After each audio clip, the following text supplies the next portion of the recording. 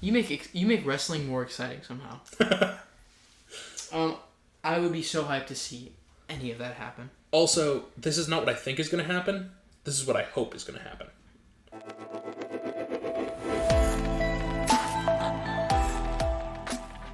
Which one's this? Episode 4? Episode 5? One of the two. Yeah. Great question. I think it's 4. Cool. Episode 4 of Bullshit Incorporated. If it's alright with you, I say we start with the NCAA because there are exactly 2 things to go over here. I agree. So, we got Caleb Williams winning the Heisman. Before I go on, how do you feel about it? I mean, I think the 4 people they had for picks were all, decent, but I'm very glad it didn't go to Ohio State or Georgia because they seem like throughout the whole season it seems like these are like the people who are gonna get there. Mm-hmm. So I'm very glad it went to one of the 2 options that kind of felt like an underdog. I agree with you there. However, but I think that because a lot of the voting here happened before the conference championships. Yeah. And that's why he won it. Because he was looking on the up and up before the Pac-12 championship. And then he was not. Yeah. I think Max Duggan should have won it, the TCU quarterback. I think that's a perfectly good argument because he clearly pushes that team a lot harder than they normally would go. And if they win, he's the reason they win. Oh, 100%. Like every other school, you can I'm not saying that everybody else at TCU blows, but he's definitely the heart and soul of that team. Did you see, there was a thing on Wikipedia where, as soon as he was announced as the winner, somebody edited the Wikipedia page of the Heisman Trophy to say most recently a Mickey Mouse trophy was won by Caleb Williams, a fraudulent quarterback. No. And it took him half an hour to take it down. That's lovely. Isn't it? I assume it was some Bama fan or whatever. Yeah, somebody who just was hating on USC. Who wanted USC to lose out and Bama get in. Yeah. But anyways, and then the Army-Navy game. Did you watch? I watched some of it. It was Army won, right? I don't think it matters. Neither of them were anywhere close to a winning season, I don't think. Yes, Army won. Army is actually 6-6. Really? With this, yep. And Navy went 4-8. Well, it's just 2 of those teams. It's they're there. Oh, so, by the way, Army takes down Navy in double overtime. Oh, this was a really close game. Yeah, it was 20-17. Yeah, I didn't really care too much about the game. The only thing I will say on it is, I forget what the name of the trophy is called, but Army, Navy, and Air Force have a trophy that goes between the 3 of them for whoever has the best record. Yeah. Apparently, Air Force dominates it by far. I didn't realize Air Force had a football team. Yeah, they're actually halfway decent. Air Force football. Yeah, they're playing Baylor in the Armed Forces Bowl, and they went 9-3 this season. The Air Force Falcons. Actually, not bad. Yeah, they're playing Baylor, who's 6-6, so I also expect them to win. Yeah. Isn't one of Baylor's wins USF? USF? I mean, probably. USF won 1 game. Was that I think that was the first game of the year, wasn't it? No, they played. It was BYU the first game of the year. Then it was the third. Yeah, because they won the second one. It was very soon after. Yeah, they won the second one. I think they beat Howard in the second week, and then proceeded to lose every game for the rest of time. The name of that trophy is the Commander-in-Chief's Trophy. Seems like a pretty reasonably named trophy. And I'm trying to find the record because I know it was something ridiculous when I read about it. Air Force has an exceedingly number of seasons with it. It was. Give me 1 second. Apparently, there's one in Florida too. It's not annual, but it's the Florida Cup between Miami, FSU, and Florida. So FSU would have it this year. But because the Canes and the Gators don't play every year. Oh, so it's only when they all play? Yeah. That's sad. Especially because Florida State plays both every year. Yeah. Of course, this website doesn't have the record on it. Oh, here we go.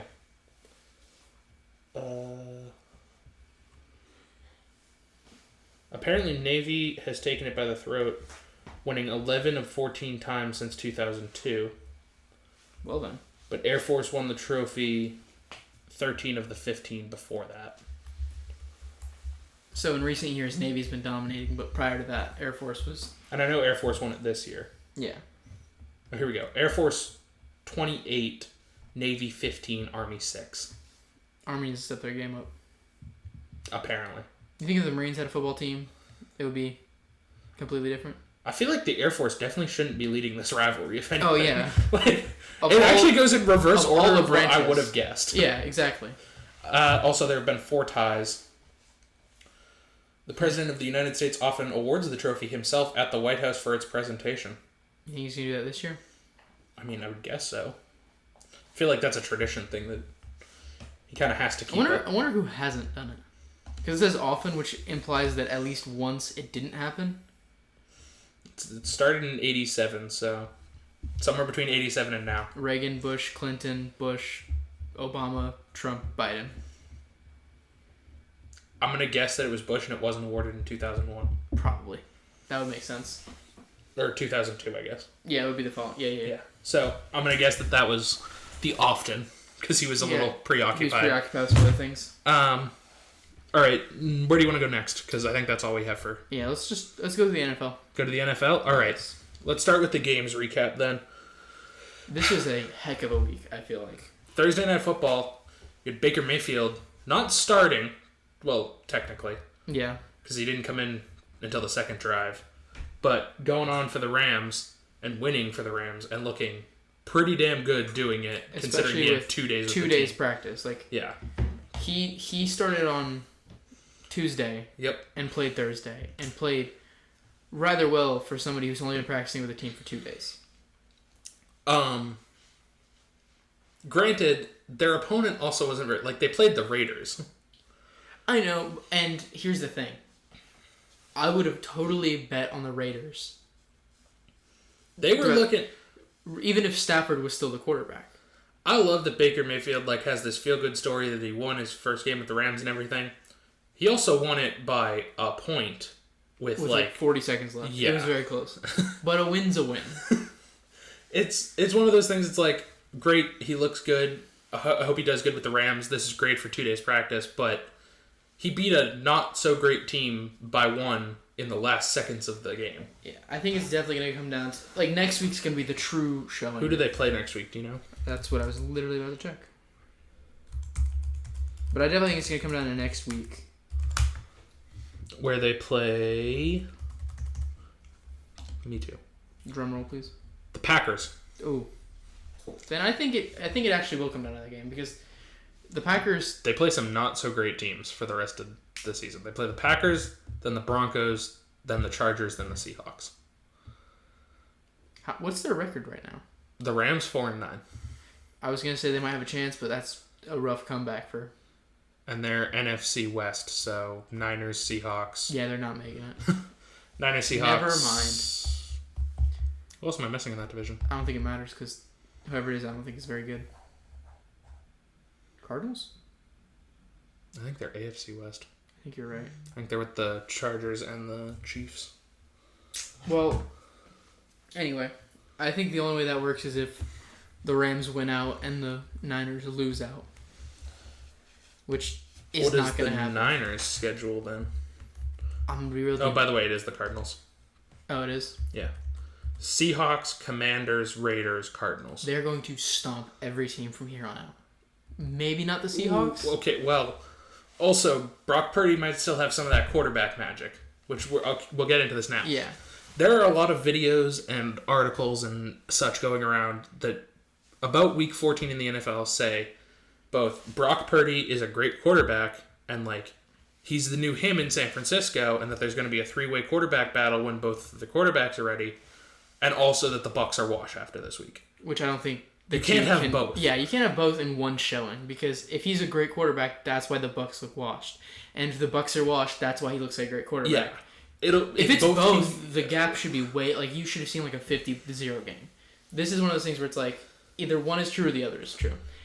And what I hope is true is that Purdy's just a great quarterback. Now, granted, the Bucs did get kicked up one side of Florida and down the other. Yeah. It was not fun.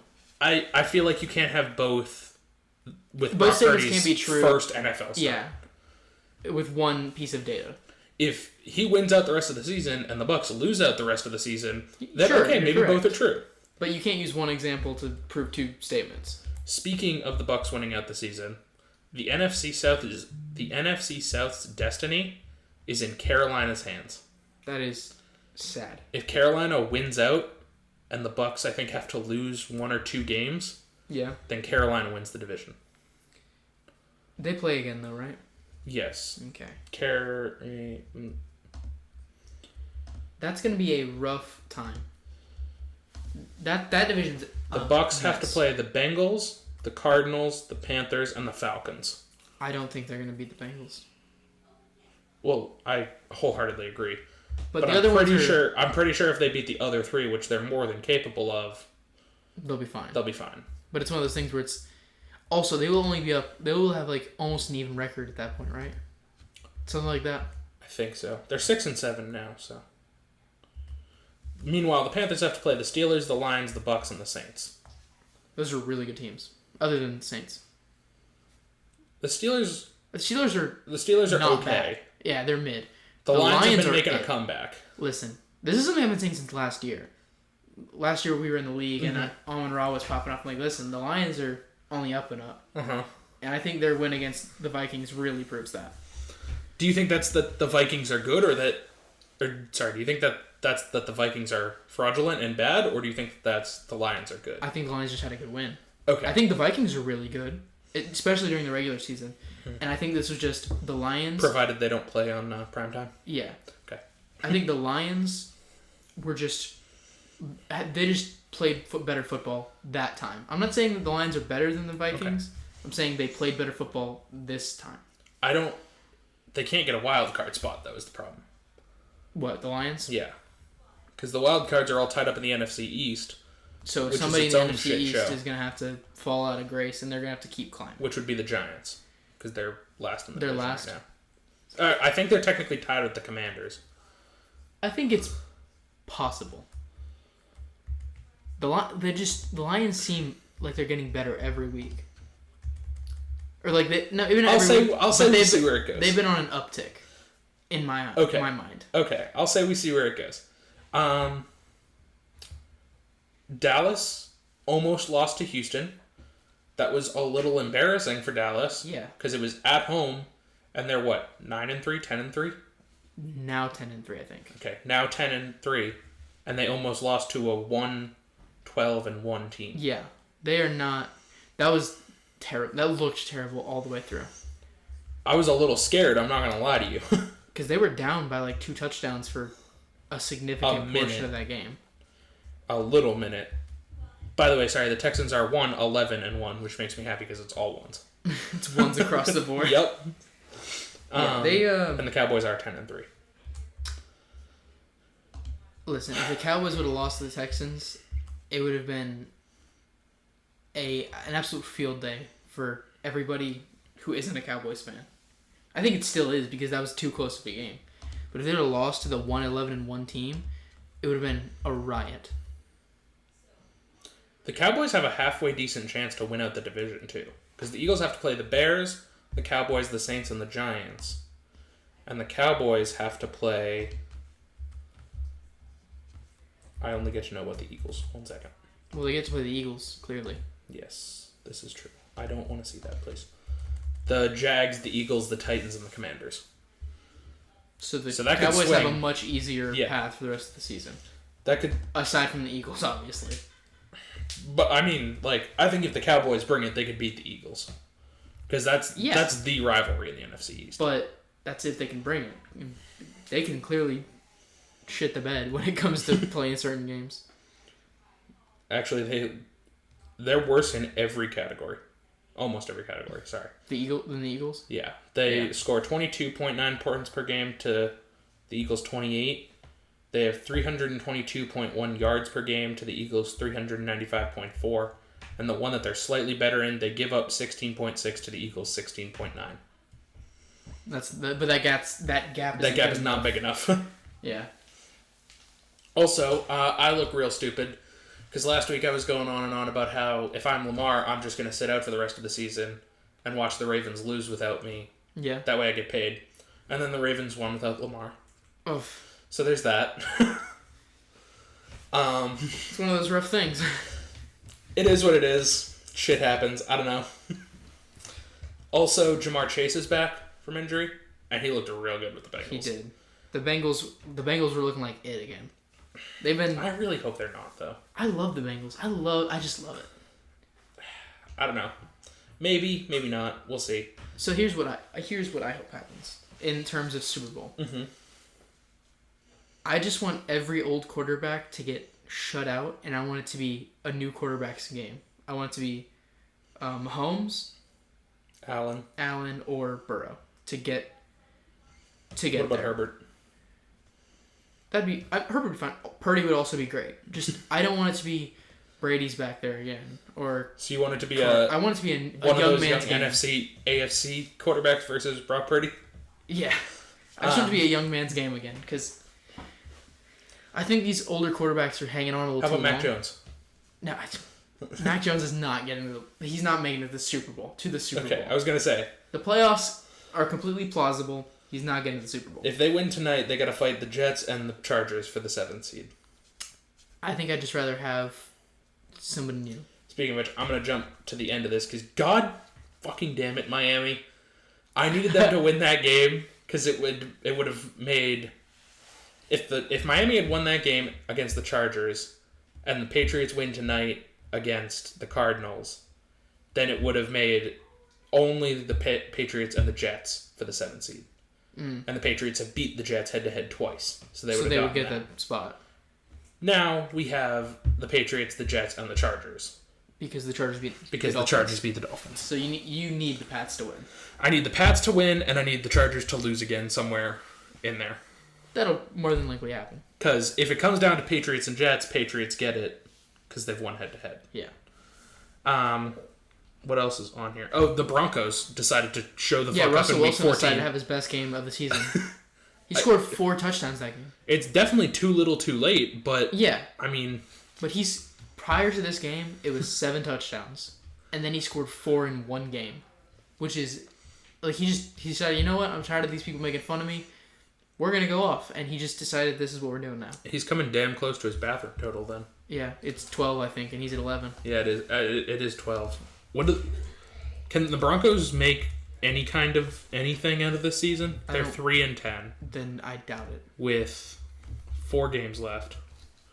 And they have to play the Cardinals, the Rams, the Chiefs, and the Chargers. They are not beating I really need them to pull it out of their ass on January 8th, though. Against the Chargers? Yeah. No, I don't think... Max, they could be 7-10. Yeah. And I think even if the Giants lose out, they're not getting it. They're not getting it. I don't think it's their year. Oh well. I think Russell Wilson could have a good next year though. If he maybe. If this game shows an indication of future progress, yes. If this was a fluke, no. But they're gonna be stuck with him for a little while, so it doesn't really matter. They're gonna be stuck with him for a long while. We kind of already touched on it here, there, and everywhere, but what do you think the playoffs are going to look like? Let me pull up the standings first so we can see who's in and who's out right now. I think we have a lock. I think the Eagles and the Bills are both locked. They are going to the playoffs, period, right? And the Chiefs, I believe. And the Chiefs. No, sorry. The Chiefs were if the Chargers lose. Okay, and they did not lose. Yeah. We do have a couple that are eliminated. The Texans are eliminated. Clearly. The Broncos are eliminated. And I think that might be it. So we have 2 eliminations. Oh, the Bears are eliminated 3 as well. eliminations and 2 locks. Yes. I'm very glad that the Bills are a lock. Because I've been wanting them to go back to... I love Josh Allen. I love watching the Bills him can't play. be a lock. They can't be? They're 10-2, or they're 11-2 now, right? They're 10-3. They just lose? No. They were 9-3. Okay. But the Dolphins are 8-5, so there's no way the Bills are a lock. I think they're a lock to get to the playoffs. Because even if they lose the rest of their games, they'll still be better than the bottom team. I don't know. I thought they were a lock. Maybe I'm wrong. That's completely possible. If they lose out 4, they'd be... And the Patriots win out 4, they'd be tied. Even if they're not a lock, I think they're getting there. What is happening here?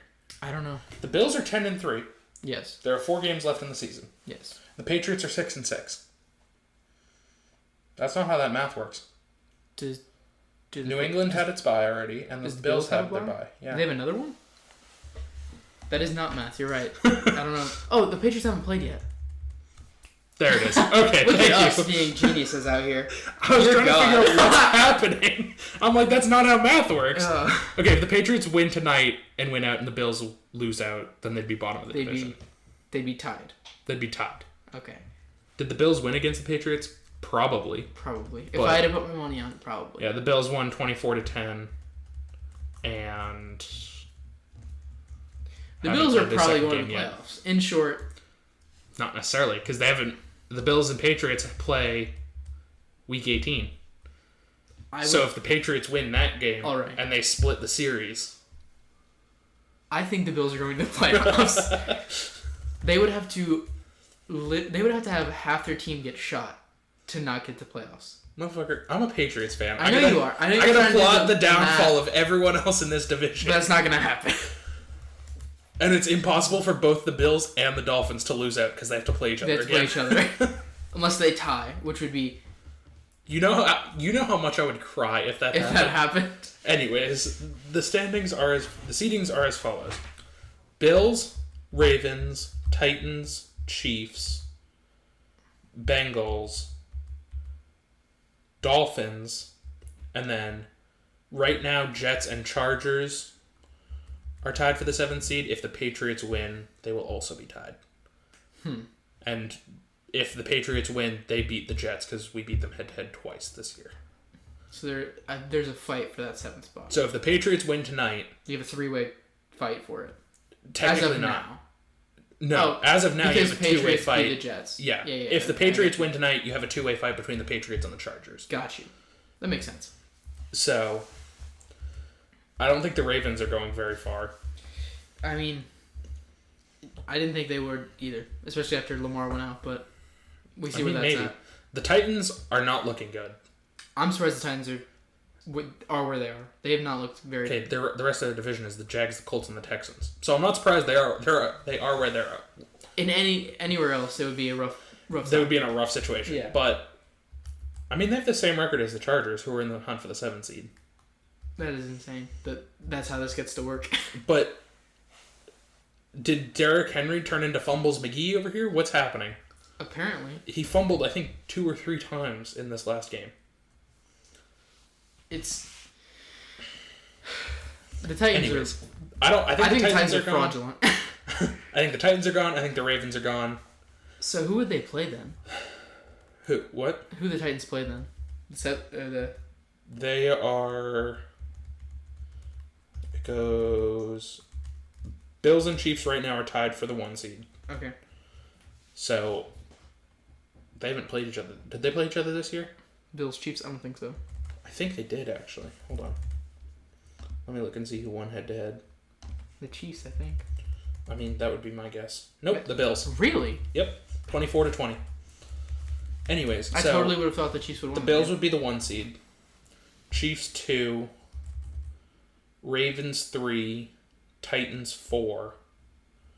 Bengals 5. They'd play the Bengals. So, no. Yeah, they're done. The Ravens would play the Dolphins. I think the Dolphins win that game. Is that how that math works? Yeah, the Ravens would play the Dolphins. I think the Dolphins win that game. And the Chiefs would play... The Chargers or the Pats? Chargers or Pats. Or Jets. Chargers, Pats, Jets. That's a rough game. That's unfortunate. However, Patrick Mahomes seems to have the inability to win against New England in the postseason. So he better... Yeah, it's going to be a rough game no matter no matter who plays them. I think the Pats have the best chance for it, though. I'm going to, for all intents and purposes, say the Patriots win that game, which then means they promptly get to face Buffalo. I really hope that the Patriots get to the playoffs just to, so I can watch you watch the playoffs and care about them. Because, I mean, I'll care about them either way. Because I care about I think you'll care about it more. I will care about it so much more if the Patriots get to play. Because they face Kansas City, who they have a postseason rivalry with, and then Buffalo, who they have an in-division rivalry with. And if they beat Buffalo, they go to the AFC Championship. And the other game will be... So that's 1-7. And we said the Bengals. If that plays out that way, I think it'll be if the Pats go to the Dolphins. Bengals Dolphins would be the other one. If the Pats go to the playoff or to the AFC Championship, I think they're playing the Bengals.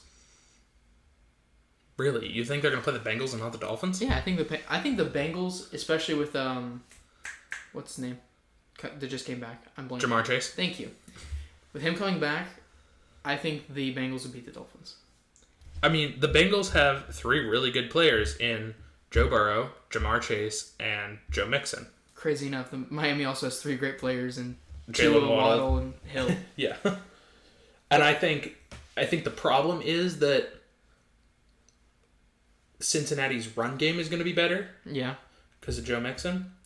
Meanwhile, I don't think there's a goddamn corner on Cincinnati that can keep up with Tyreek Hill. I think that'll come down to being a defensive game. Both of those offenses 100%. are so elite that it's going to be who can stop the other one. And I think if Joe Burrow slips up, which he's more prone to doing than Tua. It'll be... Like, Joe Burrow is the better quarterback, but he messes up more. He's the gunslinger type where it's like, I'm bombing it. And it's either going to be great or it's going to suck. So, I'm going to say Dolphins, and for all intents and purposes, I'm going to say that the Patriots beat the Bills. I think it's going to be... You think it's going to be the exact opposite in the AFC Championship? Yeah, I'm being real with you. I think it's going to be probably Bills-Bengals. I'm going to think if the Patriots can manage that, I think that they can beat the Chiefs, I think that they can beat the Bills, and I think that they can beat the Dolphins. Because those other 2 are division rivalries. Yeah. Where it's like, at that point, anything can fucking happen. When it comes, it's I always also need our games. offensive coordinator to figure his fucking shit out. Yeah. Matt Patricia needs to get his fucking shit together and figure out what's going on. Because we have an amazing fucking running back in Ramondre Stevenson. And instead we're going to have Mac Jones pass 2-3 yards downfield every play. Your receiver game isn't that strong in New England, is it? Especially the Jacoby Myers is out this week. Yeah. But, anyways. But you digress. In the NFC. NFC, yeah. We have the Eagles at the 1. Okay. Vikings 2. Okay. Niners 3. Bucks 4.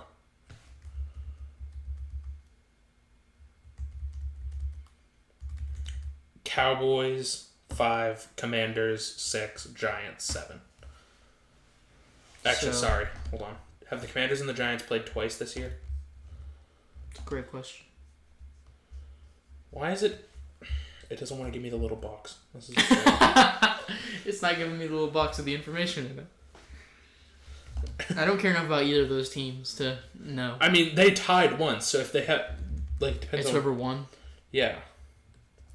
And they haven't played again yet. Okay. They actually play... Sunday? Yeah. Okay. So, that 6 and 7 seed will come down to who wins that. But as of right now, it'll be... Commanders 6, Giants 7, we'll say. Sure. Also, the fact that the Commanders get the 6th seed is crazy to me. The fact that the Giants get the... Like, the fact that the Commanders are better than the Giants is crazy. So you'd have the Eagles play the Giants. I think the Eagles whoop. Oh, 100%. They did it on Sunday. Wait, the Eagles, they're rank 1.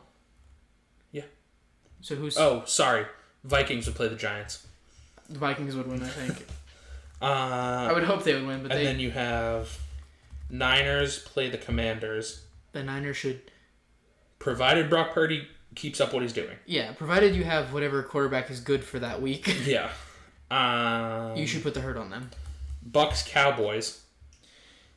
Those are both those teams are just so like, Winning by accident. Yeah, like you're barely. However, the Bucks already beat the Cowboys in Week 1.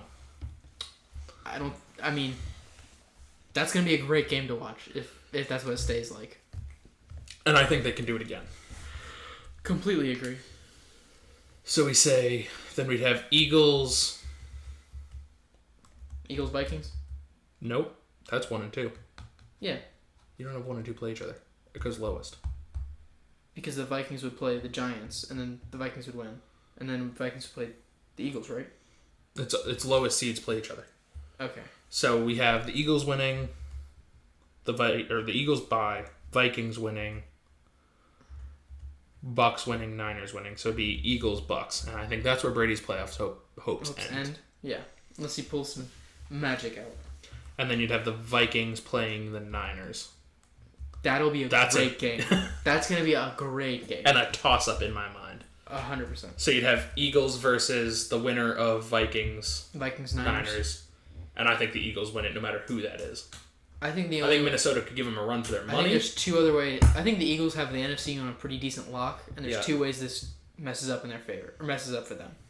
Brady gets his Brady magic and makes it there, because that's how it happens. Yep. Or Purdy gets that. If Purdy stays the starting quarterback, he gets that, this is my first season, I'm amazing, push, like Burrow did last year. Okay. Those are the only way I see the NFC going any other way. Other than that, it's the Eagles. Okay. Versus... Who do you think wins the AFC Championship in your... The Bills. In my mind. Okay. It's either the Bills or the Chiefs, whoever wins that game. I don't think it can be the Bills and the Chiefs. I know. I'm saying, like, whenever they play earlier on. Or they won't play earlier on. Whoever... Would they ever get They'll be 1 and 2. So they won't play unless it's the AFC Championship. It's gonna... Who do I... You had Dolphins Bengals as your 2. Okay. Or sorry, Buffalo Bengals, I think. Yeah. Yeah, I think... God, I want both of those teams to go so bad. And it makes me so... Like, it hurts me to, like, try to think which one would be... I think it has to be the Bills. I think they're just an all-around better team than the Bengals. Okay. Also, the Vikings are on, apparently... I got the call the other day. Apparently, I'm the 746th millionth man on their corner depth chart. So... Their secondary is not healthy right now. No. You think it's Eagles-Bills, you said? Yeah. Okay. I can see this happening. It's a tough road, but I can see this happening. And it's my hope. Let's hear it. For a Tampa Bay, New England Super Bowl. You'd have to have God be on your side. Because it's a tough road, but it could happen. Brady would have to get his Brady. I think your hardest step is the Bucks beating the Eagles. Or the Patriots beating the Bills. Both of those are really hard steps. I think it's more likely the Patriots are going to beat the Bills than the Bucks beating the Eagles. I agree. But Brady could get his Brady magic. Belichick could make a deal with the devil again. I could see it happening. That'd be a fun game to watch. That would be... I would put money on the fact that would be the most watched Super Bowl. In a fat minute. I think maybe ever. Maybe ever. I think in our lifetime, definitely. Oh, 100%. In the last 18 years, yes. Yeah. 19 years, whatever you want to call it. Depends on which one of us you want to count. I think I was alive for like one more Super Bowl than you. No, it depends on... No, it depends on when that Super Bowl was played. Because I'm February 13th. So it's around there. Who knows? Do you have anything else for the NFL? I don't think so. Alrighty. Well then, where do you want to move next, sir? Let's go to WWE, because I know you have a lot to talk about. Oh, I have a lot to talk about. And Which by proxy means I'm going to pull up this second Google Doc that I made to lay out all my thoughts. So give me a second. Then I'm gonna talk for a second, because I know you're finna pop off. I didn't finish SmackDown. I watched Raw. Mm-hmm. How far did you get in SmackDown so I can fill you in? I think an hour, and I think I got down to... What was the last match you watched? Because I don't know the time codes. Apologies. That's what I'm trying to think. Was it the three-way women's match that was that There were 2. Which one did you watch? Great question. Okay. Bayley won her triple threat, and Alexa Bliss won her at least triple the first one. Okay, that was the one Bayley won, and then Alexa Bliss won the second one. Okay.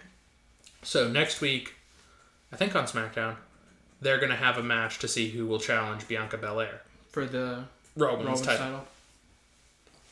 They're doing that for both the men's and the women's, right? It's not the men's. It's the American. It's the U.S. title. Yeah, the U.S. title. And it's Brock Lesnar versus Seth Rollins to see who fights Theory, right? Bobby Lashley. Yes. What did I say? Brock Lesnar. Those two people are so intertwined in my mind that it messes me up. Anyways, yes, that happened. And then I'm trying to think of what happened on Raw. I think Raw was more fun, but less happened. That's at least how I remember it. The only real thing that I can remember that happened on both shows is that the Usos held on to their tag team titles. Crazy. Wow, I'm so surprised. Also, I want to talk about this for a minute. Go ahead. Okay. I was looking.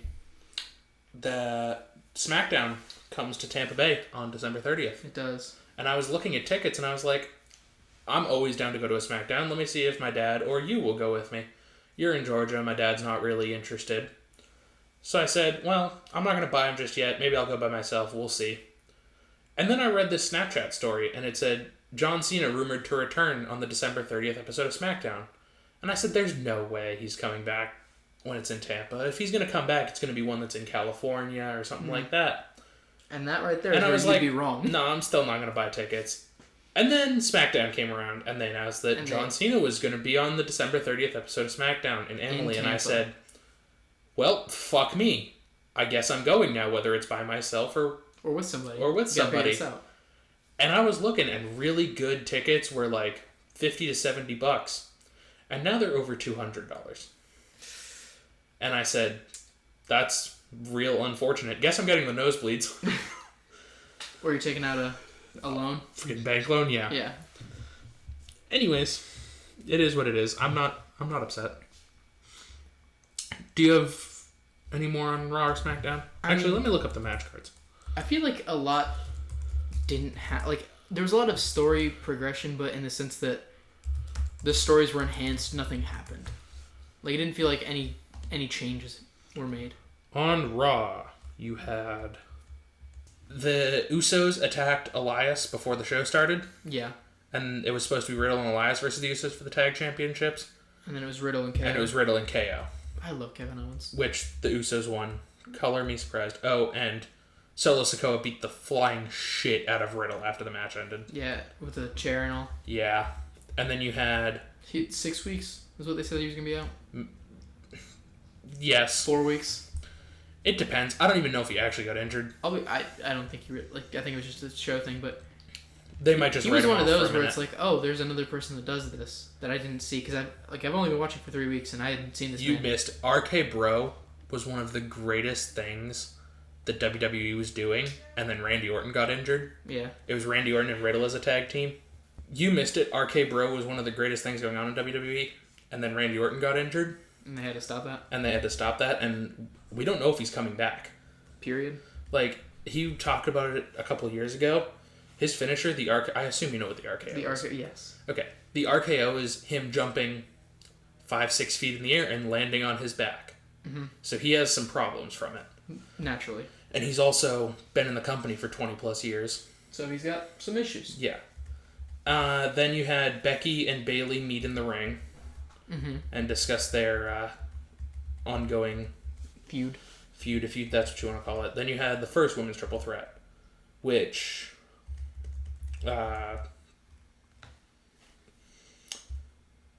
wow, I can't speak. You got this, bud. Bayley won. Good lord. Okay. Which Bayley won. And then Rhea Ripley hit Asuka with the Riptide afterwards just to be like... Just to be mean. Grr. And then Seth Rollins and Bobby Lashley had their brawl. Yeah. If that's what you want to call it. A little spout. Oh, Dolph Ziggler cost Mustafa Ali his chance at the U.S. Championship. Okay. Mustafa Ali and Theory had their bout, and Dolph Ziggler came in and gave Theory a super kick right on the chin. And then... Oh, the OC defeated the Alpha Academy and Baron Corbin. Alright.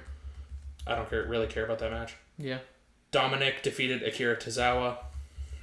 Once again, it's just a filler match. And then Alexa Bliss won the second women's triple threat. Did anything change hands? No. It was a lot of progression and a lot of filler. Yeah, that's what I felt like. It was like a lot of story. And not Alexa Bliss and Bayley are going to face tonight for the number one contenders. Yeah. Bobby Lashley and Rollins are going to face tonight for the number one contenders. And Dolph Ziggler cost Mustafa Ali his chance at the U.S. title. Okay. And then SmackDown match card. What would that have been? December 10th? That sounds correct-ish. Close enough that Google should figure out what I want? Yep. December 9th? No, December 10th. No. That would have been a Saturday. Oh, because that's from last year. Crazy. So I was right. Google indeed did not figure out what you wanted. Okay, here we go. The Usos once again defeated Sheamus and Butch. Once again, I'm not sure. If and when the Usos lose their championship, it's not going to be. It's not going to be on SmackDown. It's going to be during a. I feel like it's going to be during an actual event. LA Knight got the flying shit kicked out of him backstage by God knows who. The Mask. Bray Wyatt. Yeah. Quote unquote. It's one of his cronies, I'm guessing. Hit Row got involved with the Viking Raiders and Legado del Fantasma. Mm-hmm.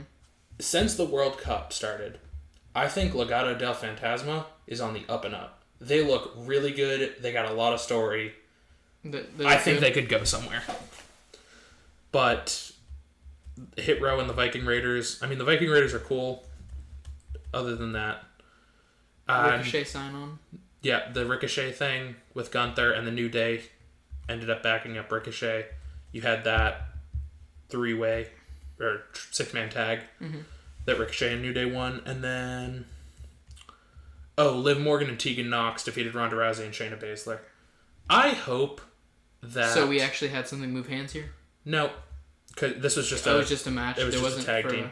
However, I hope that they give Liv Morgan and Tegan Nox a name and keep them together as a tag team for a while, because I really like the way they look. And I hope that they don't just give Liv Morgan back the SmackDown Women's title. Got you. And then, very much the highlight of the night, Kurt Angle's birthday celebration. Yeah. Did you watch this? That's the only part I didn't see, actually. Oh my god, it was amazing. The Alpha Academy comes out and interrupts Kurt Angle's birthday celebration. All right. Because Chad Gable is also a gold medalist. It's just Kurt Angle's the first. Yeah. And Alpha Academy does their whole thing. And he's like, and Otis is going to eat your cake. And Kurt Angle walks out of the ring and he's like hanging his head to his music. And he walks back and Chad Gable goes, yeah, take that. And if you come back here again, you'll break your neck again. Because he broke his neck a while ago. And he goes, well, if you're going to eat all that cake, you're going to need a lot of milk. And he beckons to the curtain and Hit Row comes out on a milk truck. And Kurt Angle and Hit Row start throwing milk at Chad Gable and Otis in the ring. And then he pulls out a hose and hoses them down with milk in the middle of the ring. It was very much the highlight of the night, at least for me. I'm going to have to watch that as soon as I can. Yes, you are. And then, before I get into my ramble, what do you think... The Royal Rumble is the next pay-per-view. Yeah. As a new viewer, what do you think is going to go down at the Royal Rumble? I'm going to keep it a buck with you. I have zero clue. What I assume... The Royal Rumble gives you a chance at a title for WrestleMania. Yes. So, who I think will get that is... If they get a chance at Roman Reigns... Yes. It's either going to be Sheamus or KO, in my mind, is who gets the shot. Okay. Assuming somebody I haven't seen yet doesn't come back. That's what I'm saying. Based off my knowledge that I have here... You just missed the cutoff for Cody Rhodes. Yeah. Because he left after Hell in a Cell. Okay. So you just missed the cutoff for Cody? So I'm not saying you're wrong. I'm just saying you don't know who Cody is, yeah. It's KO or Sheamus. Cody was... Specifically KO is who I think it would go to. Cody is Dusty Rhodes' son. Okay. And... Drop the dust. Okay, really quick. I need to tell you this before I forget. My little sister's 2, and my dad will tell her drop the Dusty, and she'll tap her elbow like this, and then hit somebody, whoever's closest to her with her elbow. And it makes me so happy, because we'll go, drop the Dusty, and she'll pat her elbow, and just, boom, whoever's nearest to her. And whenever she gets old enough, I'm going to teach her how to actually, go back and drop it. Cody was in WWE. Yeah. And he got fed up with the company, whatever, left, and was a very large part in the foundation of AEW. All right. And then got fed up with Tony Khan and his bullshit. And came back to WWE. And he had some not so great storylines with WWE. Like the one before he left he was Stardust. Because Cody's other son, his brother, is Goldust. Mm. So nobody liked that gimmick. Cody Rhodes definitely didn't like that gimmick. So he just I'm not doing this? It's in his new contract with WWE that he is not to mention, and there is no references to be made to the Stardust character. He is Cody Rhodes, period. Yes. There's no... So now Dusty Rhodes was the American Dream. Yeah. When Cody came back, he's the American Nightmare. I like that, actually. I like that. He also has one of my favorite entrance musics in WWE. It's Kingdom by... I can't remember the name of the band, but it's good. Okay. Anyways, the theory among the grand populace is that Cody Rhodes is going to win the Royal Rumble. And Cody's going to be he's just going to come to the Royal... Like, he's going to be there? No... He went out after Hell in a Cell with an injury. Yeah. The theory is that they said 8 to 9 months, I believe. Mm-hmm. And the Royal Rumble would be 6 to 7 after he went out. Yeah. They did the same thing with John Cena in 2008. They said he was going to be out longer than he actually was. And he came back early. And won the Royal Rumble. Gotcha. The theory is that they're going to do the same thing with Cody. And he's going to end up winning. And he's going to be the one to take it off Roman. Yeah. Okay. I would be very glad to see that. This gets into your tirade theory? My tirade. Okay.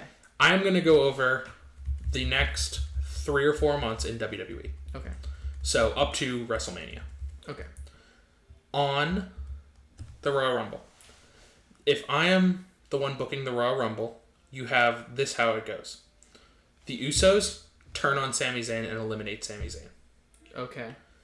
Solo turns around and eliminates both the Usos. Okay. Or eliminates all. Like, they've done a thing a couple of times where you're pushing the other guy on the outside of the apron and someone comes along from inside the ring and eliminates both of you. Oh, okay.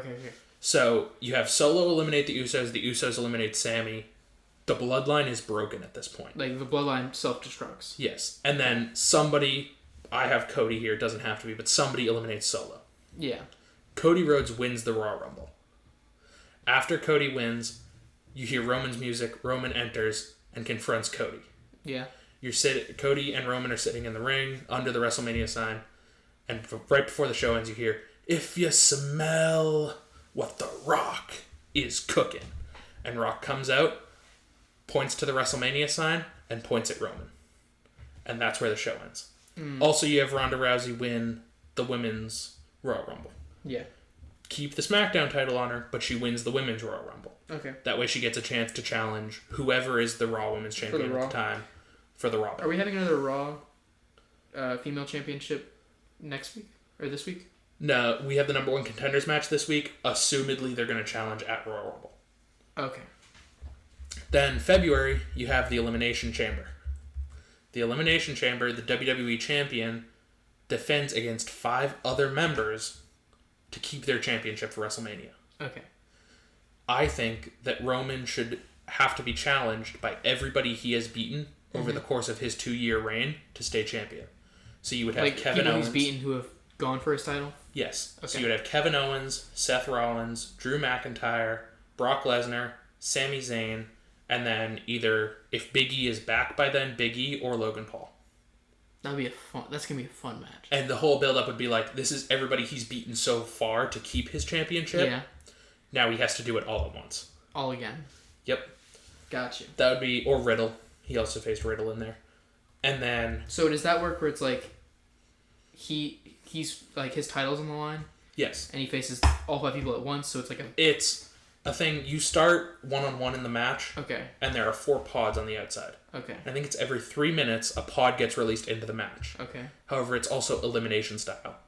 So if you come out, fucking knock the motherfucker who's one-on-one with you in the ring out, pin him, he's eliminated, and you get the next however long. So it's not first pinfall wins. It's last man standing. Last man standing. Okay. I also want at Elimination Chamber Bianca to lose the Raw Women's Champion to Bayley. And either Ronda doesn't defend it or retains it. Okay. One of the two. March, there will be no... Pay-per-view? Pay-per-view. They generally don't have one in March because they build up for WrestleMania. I want them to build up a lot more people who would be able to challenge for a world title. And I would like to see the setting up for it to get exchanged? I would like to see the Intercontinental Championship on The Miz and the U.S. Championship on Seth Rollins. Because those are 2 people who elevate a championship when it's on them. Gotcha. Like, there was a time during the Thunderdome era where The Miz was Intercontinental Champion and Roman wasn't around as per usual with the World Championship. Mm-hmm. And the Intercontinental Championship was the shit because The Miz made it look like it was what's up. So much more. Yeah. So I would like to see them elevate those 2 titles, make them a lot more important. build up characters like Kevin Owens, Sheamus, Drew McIntyre back to the levels that they once were. Before this whole Roman Reigns has Before everything. Roman Reigns ends. Yeah. Because once Roman Reigns ends, I don't want to see Cody go on a 2-year run.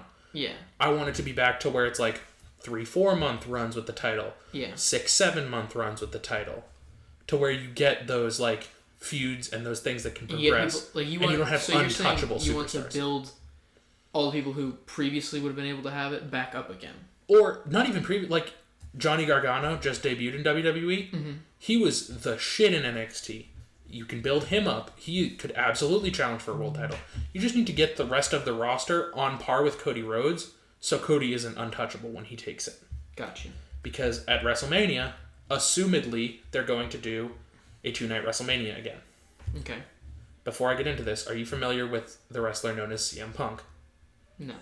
Okay. He was in WWE for a while. He also got fed up with Vince McMahon's bullshit and left for AEW. And now the much Triple like H Cody. Now that Triple H is back, he had a falling out with Tony Khan, the head of AEW. Okay. I'm hoping, night 1, Cody beats Roman for the championships. Got you. Banger of a fucking match. Cody beats Roman, right? Cody's standing in the ring like he just beat the Tribal Chief, the Man of the Hill, this, that, and the other thing, and Cult of Personality hits. It's CM Punk's entrance music. Yeah. And that starts the feud between CM Punk and Cody Rhodes. And that's Cody's first feud with the championship. And that'll build up for the next storyline. I don't even care who wins that feud at the end of the day, but... You want to set up a feud that way Cody Rhodes has some competition off rip. Cody has some competition off rip, and it doesn't just go straight back to Roman. Yeah, okay. Night 2 of WrestleMania, The Rock beats Roman, and the title on the line is the title of Tribal Chief. Yes.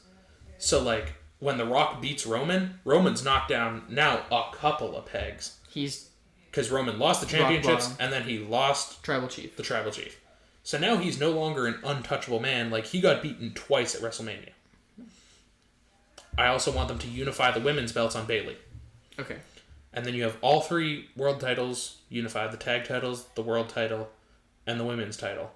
And you can undo the brand split for a while. I would also like to see The Miz have a mystery opponent match and Randy Orton return and win the IC title. If he's not back already by then. Yeah. That is my grand plan. Grand layout for up until April for the WWE. I hope anything that cool happens. Now, this is not what I think is going to happen necessarily. Yeah. But I do think that The Rock's going to come back. I do think that Cody is going to win the titles. What do you think is the most variable part of this whole plan? The tribe getting broken up? Number 1, the bloodline getting broken up. Number 2, no. The biggest stepping stone is CM Punk coming back. Oh, okay, yeah. Also the bloodline getting broken up. Also that Elimination Chamber match, as cool as it would be, I don't think it's going to happen. And also them unifying the women's belts. If you can get all those names in one match, that would be so much fun. For the elimination match, it would be so much fun. I mean, they're under contract. You can do it. Like, you can just tell them, this is what's Paul happening. Under contract? How does that work? He has a contract. I think it's like, he has like 6 or 7 matches a year, and that's his contract. Yeah. He definitely has a part-time contract, but ideally I would like to see Big E be the man, but he broke his neck, so I don't know if he's going to be back. So they might have to sub him in? Yeah. Logan Paul, Riddle, somebody else that Roman has beaten along the way for the title. Gotcha. And Randy Orton coming back, because that's a big if. And this is going to be from now until January April. to April? Gotcha. Anyways, that's all I got. You make wrestling more exciting somehow. I would be so hyped to see any of that happen. Also, this is not what I think is going to happen. This is what I hope is going to happen. Yeah. Like, I think Cody's going to win the titles. I think The Rock is going to come back. Like, that I feel like The Rock coming back has been... If he's going to come back at any point to do anything again... It's going to be WrestleMania Hollywood. This is the most perfect way for it to happen. Uh-huh.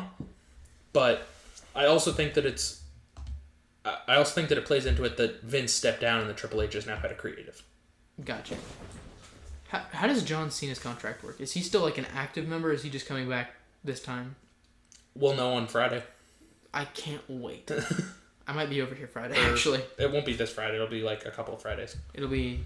December 30th. Yeah. You'll be in Georgia. That'll be rough. I'm going to be sitting by a campfire with my phone watching SmackDown. Yeah. I think that's all I got for WWE. That was my grand tirade. Also, I don't want to see any of these. I want to see them get rid of Backlash. It was a pay-per-view they did this year, and it was supposed to be like all the WrestleMania matches revisited. Nope, because I have a lot of titles changing hands, and I need them to stay that way. So, Backlash out the window. Other than that, I think I'm all done with WWE. Do you have anything else to add? No, I cannot add anything else to that. Okay, do you want to go with movies or games? I think we go through movies really quick, because I think it's just a couple of reviews, and then games is going to be more. No, it's not any reviews, because your bitch ass still hasn't seen fucking Violent No, I mean, Night with like, me. let's talk about these upcoming I movies. understand, but I just had to throw... That's the plan tonight, is Violent Night. Also, Saturday, I don't care if you or Hunter go with me, I'm going to see Black Adam and Avatar. I'm going to be real with you.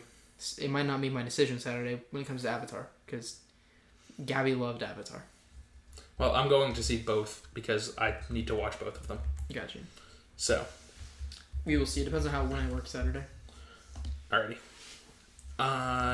You start off with movies, because I'm trying to get something up here. So, I'm going to start off with... Glass Onion is the Knives Out. It's Knives Out 2, basically. Yeah. Did you watch Knives Out? I did. I loved Knives Out, actually. I haven't seen it still. Oh. But well... You can spoil it, because it's been out for 3 years and I deserve it. You don't even need to spoil it. It's not... It's meant to be like a fun murder mystery, right? Yeah, and it's more of a spiritual successor. Like, it's... The title is like Glass Onion, a Knives Out story. Yeah. Yeah. So it's going to be that same kind of like also, mystery, but the fun. first movie had one of the most stacked casts I've ever fucking seen. Like, I saw the cast and I was like, this looks amazing. And then, for whatever reason, I just didn't see Glass it. Onion doesn't have as stacked a cast, but it also... It's still got some good people. It's still got some good people. Batista's right? It. Yep. But, okay, the first one had Chris Evans, Daniel Craig, Jamie Lee Curtis. Those are the three I can name off the top of my head. Those are three blockbusters. Yeah. Yeah. So, I'm looking forward to that. I think Captain America and James Bond. Yeah. Other than that, I don't have much to say about it. It just looks like a spiritual successor to Glass Onion, or to Knives Out. I didn't know they were making a Pinocchio remake. Me neither, until I was looking up things to put in the show notes here, and I saw that there was a Pinocchio remake out on... Yep. I saw that there was a Pinocchio remake on Netflix. On Netflix? Yep. I guess it is common use. Apparently. Anyways, I was like, that's a thing, so I'm going to put it in here. Because we're going to talk about the fact that neither of us knew it was a thing. Yeah. How do you feel about the remake? I hate remake movies. I would just... Make something original, please. You know, It's one of those things where it's like... Okay, of the Disney remakes? Let's say the three big ones, which would be Lion King, Beauty and the Beast, and Aladdin. I'm going to shock you right now. I haven't seen any of them. Okay, Mainly I would have thought you would have at least seen Lion King. You would think, but I just didn't care enough. Like, if I want to watch Lion King, guess what I'm going to do? I'm going to watch the 1995 Lion King movie. Okay. Because it's amazing, and I love it. The Aladdin remake, in my opinion, was really good. The Beauty and the Beast one was eh. The Lion King one was not very good, but... Yeah. Especially with Lion King, there's zero humans. It's all CGI. Yep. It's not... That's an animated movie. Mm-hmm. It's not a live-action Lion King. That's just a CGI movie. That's just better animation Lion King. Better with an asterisk, by the way. Yeah. They're different types of animation. Also, Puss in Boots is on here. There's a new Puss in Boots movie. Yeah, I saw this one. I mean... I think they kind of need to leave that franchise where it lay. Yeah. Shrek's great. And we just... There was a dip with, 3? Yeah. Shrek's great, but there's 4 Shreks and at least 3 or 4 Puss in Boots now. Like, I think they kind of need to stop kicking the dead horse. Yeah. Like, it was great. Everybody knew it was great, but you just... Shrek 1, absolute masterpiece. Shrek 2? Generational masterpiece. Oh. Shrek 2, somehow almost as good, if not better. 3, 4 was brought it good. back up, but not quite to not 1 to and the 2. levels of 1 and 2. Yeah. And then they were like, yeah, you know this cat that's in, 2 of the 4 movies? 3 of the 4 movies? We're going to make a spin-off series about him. Yeah. I don't want that. No, I think they kind of need to let it lie. Yeah. it's also getting to that point with Minions. Yeah, they're not going to stop with Minions though. No, absolutely not. That's a money maker. Too much money. Yeah. And then the last two you put on here, so I'm going to let you take them. So, first off, we're going to go over Fast 10 really quick. Okay. Or it's called Fast X, whatever. Okay. I don't know how many of these they plan on making, but it's already at too many, in my opinion. The problem is, like, it's a great idea. Like, I love Fast 1, 2, 3, 4. I love Great. up to 5. Okay. And then it starts going like, what are we doing here? I love 1, 2, 3, 4. 5 and 6 kind of slope down for me. 7, 7's my favorite one. Really? Yeah. 7's my favorite one. And then 8 and 9, it's like on a steep decline. What about the... Hobbs and Shaw? Yeah. Never saw it. Neither did I. Cool. I actually didn't see 9 either. Okay. But I heard it was like, what are we doing? Like, just crazy madness. It's getting to the point that it's like... And I can't imagine 10's going to be any better. Because it's this thing that they keep having to raise the stakes. Mm-hmm. And at some point, you're like unrealistically raising them. It's going to be, our cars are now the Transformers and we're in space. I would be okay with that. I'm not going to lie. If they're just like, oh, by the way, we're with the Transformers now. Cool. Because at least at that point, the suspension of disbelief is like, we're still living in a real world here. If you go to like, we have Transformers, like, okay, cool, I can just have fun again, because it's whatever. I mean, Warner Discovery, whatever they're called now, owns both of them, so... So, let's see it. That'd be crazy. It's like Beasts of Prey ends up being alongside Fast and Furious. Oh my god.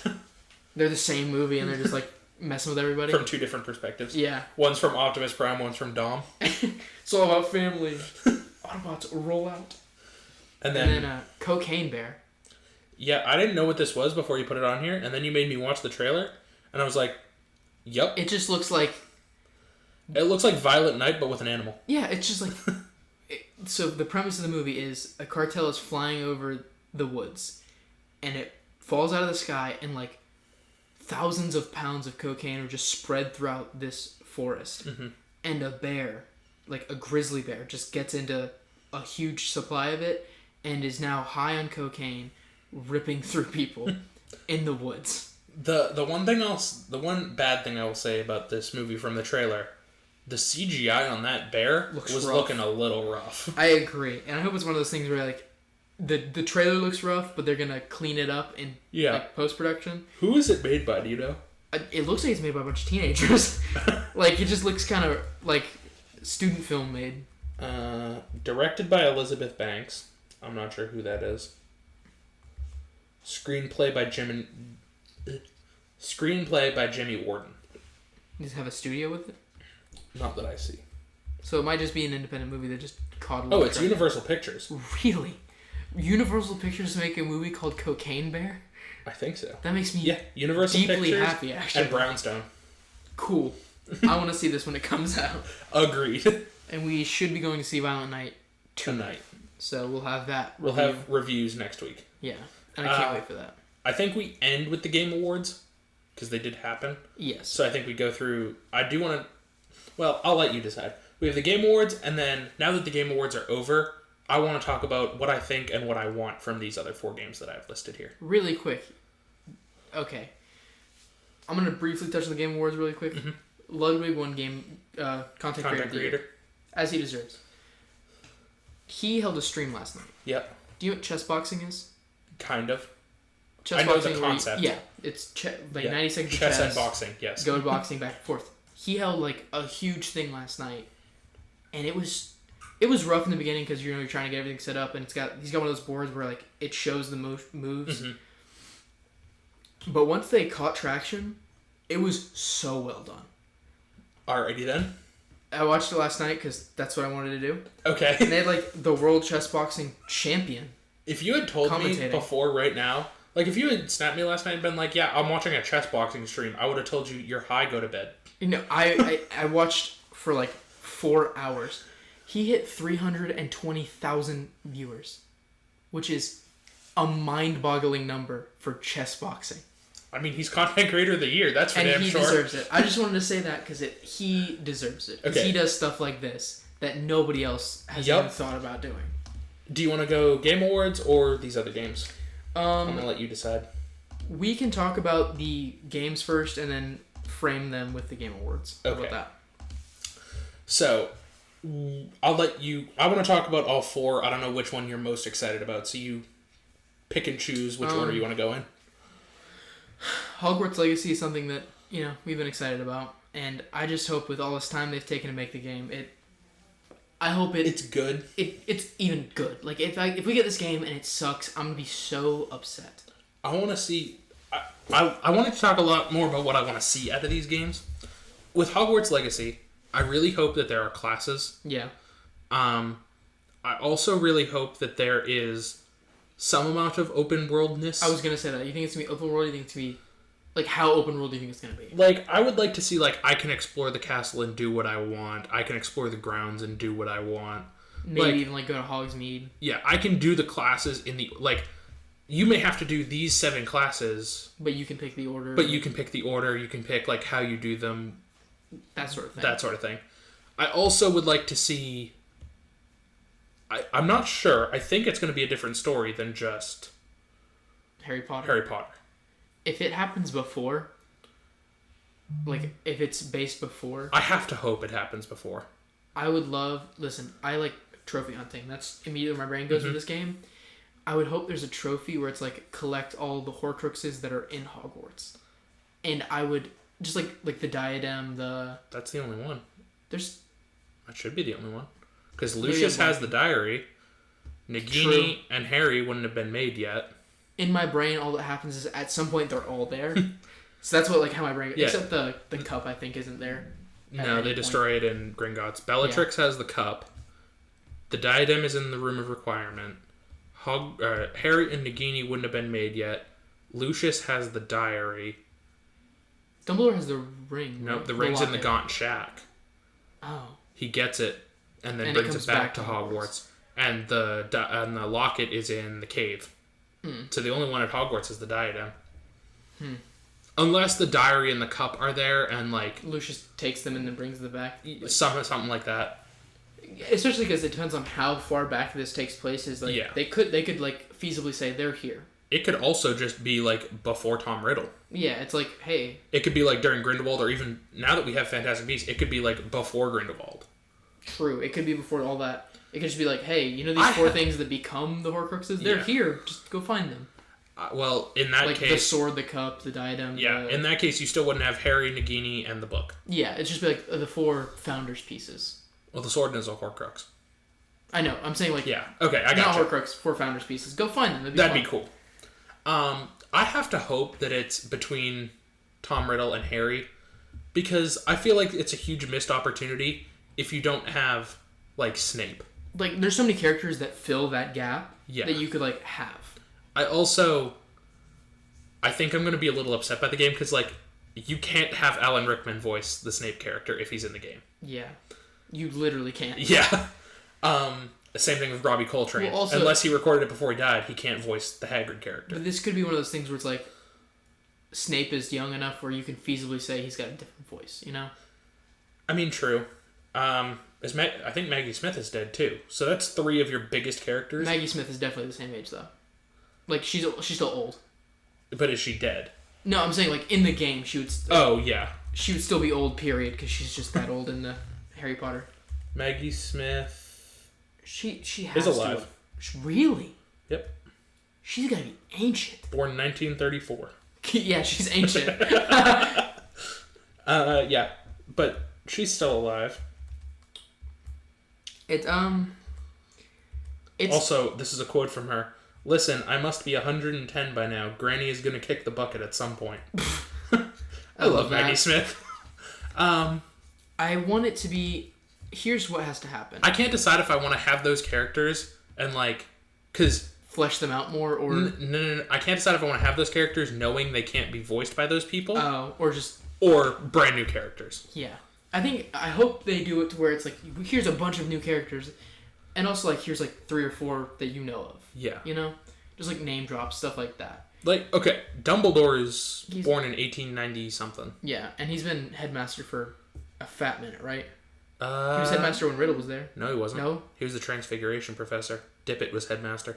It is insane how much you know. Like, I just know he's there, and I assume he's headmaster. You're like, no, this is what happened. No, Armando Dippet is headmaster. He's the Transfiguration professor. Dumbledore is there. Because he's either a teacher or headmaster, depending on...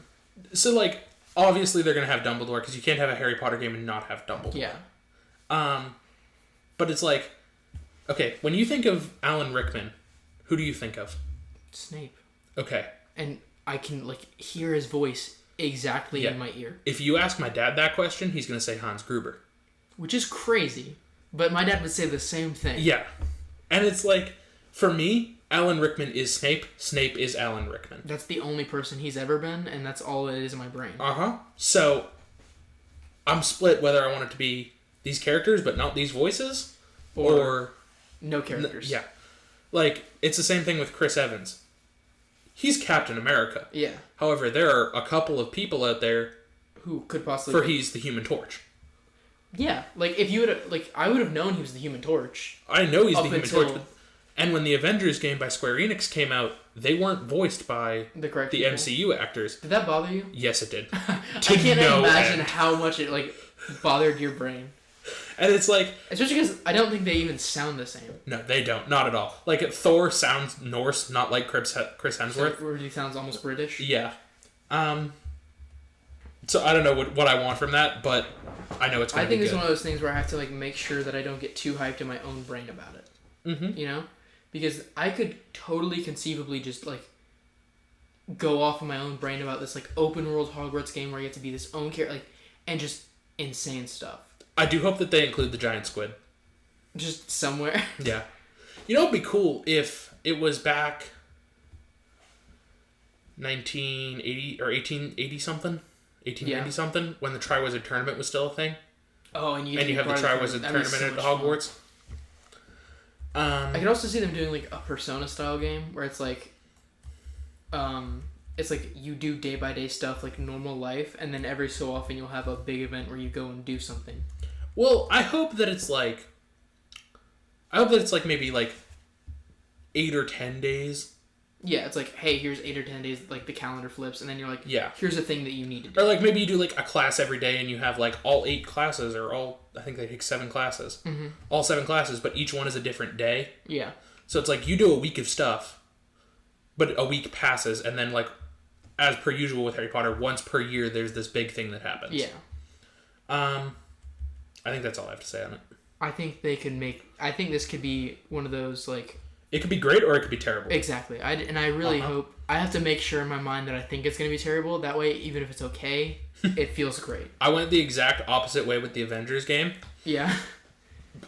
I said to myself, the Avengers is your favorite movie of all time. You're going all out on this game. And I thought it was going to be great. And I bought the collector's edition. I'm aware. Like the $280 version that came with all the extra stuff, the Captain America statue and everything. And then the game was kind of ass. I played the demo. That was it. Yeah. Where do you want to go next? Can you talk to me about Assassin's Creed Mirage? Assassin's Creed Mirage. Japan? No, it's the Middle East. Really? Yes. And it looks, from the trailer, like another Assassin's Creed game. Yeah. Like, does it look like the Odyssey and Origins were... I don't think it's open world like Odyssey is. Not open world, sorry. I don't think it's choose your own story like Odyssey is. I just want my old Black Flag Assassin's Creed 3 back. Like the problem with Assassin's Creed is it's going to be really hard to tell anything until the game comes out. Because all of the trailers, it's another Assassin's Creed game. It's like, hey, this guy in a hood's jumping around some buildings. It's like, this one's in sand, this one's in water. One's Assassin's Creed Mirage, one's Assassin's Creed Black Flag. And all you need to do is change a couple textures and they're interchangeable at that point. So, I mean, I'm excited for it because I love the Assassin's Creed games. Agree. Assassin's Creed 4 is everyone's favorite. Yeah, because it's amazing. Yeah. Mine is followed very closely by Assassin's Creed 3. Yeah. Okay. I don't want it to be like Valhalla or, I think, which one's Egypt? Is that Odyssey? Origins. The newer ones are feeling like they're trying to do what other games are doing. Like, hey, we're going to be open world, we're going to be different. It's like, that's not what I want from Assassin's Creed. I want my kind of open world, like... I want open world with damn near nothing to do in it. Yeah, like, I want my open world where, like I don't there's a fragment in the big city. Like, I want it to feel like... I want it like Assassin's Creed 3 and I think 4 was kind of like this, where it's like, you can visit all these islands and you can visit all these parts of the colonies, but there's damn near nothing to fucking do here. Like, you can finish the island in 5 minutes, and then you're done. Meanwhile, Assassin's Creed Odyssey, you can walk through the island and discover 30 different locations. That's exactly what I'm saying. It's like, I want more simplistic. I want you to focus on combat, and I want you to focus on storytelling. I don't need an open world game with a bunch of things dispersed throughout. I just want my fun I also would like them to go back to the less RPG, like Assassin's Creed Odyssey, you can customize the tits off of your kit. Yeah. I want them to go back to more like Assassin's Creed 3 and 4, where it's like, you can buy a set of swords and a set all of of these swords are better than each other, but that's about it. Yeah, you're like, they have different things. Just pick one. It doesn't really matter if you know how to control the game. Or even if it's like, all of these things are better than one another, but it's like, that's where it, like, you can buy a sword that's better than the sword you have. But that's it. But that's where it ends. There's no customizing, like, here's a hilt, here's a blade, here's a pommel. And it's like let's calm with down. Assassin's Creed Odyssey, you can engrave shit to do, like, more assassin damage, or more hunter damage, or more like, I don't want warrior that. damage. I just want a sword that's better than the sword I have. Yeah. Like, I don't want to have the same sword I had at the beginning at the end of the game. That's all I just want. Yeah. Like, it gets better. That's all you need. Did they announce a Japanese one? I thought they did. They have Chronicles China, and then there's rumor that there's going to be a Japan one. Okay. I think there is one in Japan that's one of the, like, minor ones. Yeah. But... Also, I heard talk that they were, like, removing the whole animus thing. Which would bother the... What? Like, you know how there's a No, reason... I know, but why? That's... Yeah, no, why? What Assassin's Creed is. It explains everything. Yeah. Like, when you die and you come back, a perfectly good explanation. You're in a simulation, you're trying to figure out the story. That's also... It, like, removes the story from Assassin's Creed. Because if you go through, like... It all starts in Assassin's Creed 3. That's why it's one of my favorites. Yeah. With the golden apple and everything. Yes. That's where it all starts, and you are a descendant of the assassins trying to protect against descendants of the Knights Templar. Yeah. Like, You're going back and trying to figure out where everything... originates from. Yeah. And then Jedi or Suicide Squad? We'll go with Jedi. Okay. Did you play the Jedi Fallen Order? No, I did not. Okay. It was really good. There was a lot of fan service in the game, which, no shit. Yeah. But it's it was Star Wars. Yeah. Well, it was like, at the end of the game, you faced Darth Vader. Yeah. And everybody was all up in arms like, what is Darth Vader in this? You didn't need to include... No fucking shit they were going to include Darth Vader. He's the character. Like, yeah. If we have a chance, we're going to use it. Anyways, I am excited for this one. Yeah. But cautious. Like, I'm not a Star Wars super fan. Like some people are. Like some of our other friends. Jessica. Yeah. So, I've definitely fallen off. Like, I used to be really... Like, it's fallen off. But I'm not going to buy this game new. And I probably will. And then I'll come over and sit and watch you play. Or, like, we'll play together. But I don't... Like, no part of me wants to buy this brand new. I just like fighting with a lightsaber. Like, that's... they could include, like, an arena mode in this game where you literally just kill NPCs with a lightsaber for 15-20 minutes and try to get it as high a wave as you can. I would be fine with that game. Zombies, like a droids. Yep.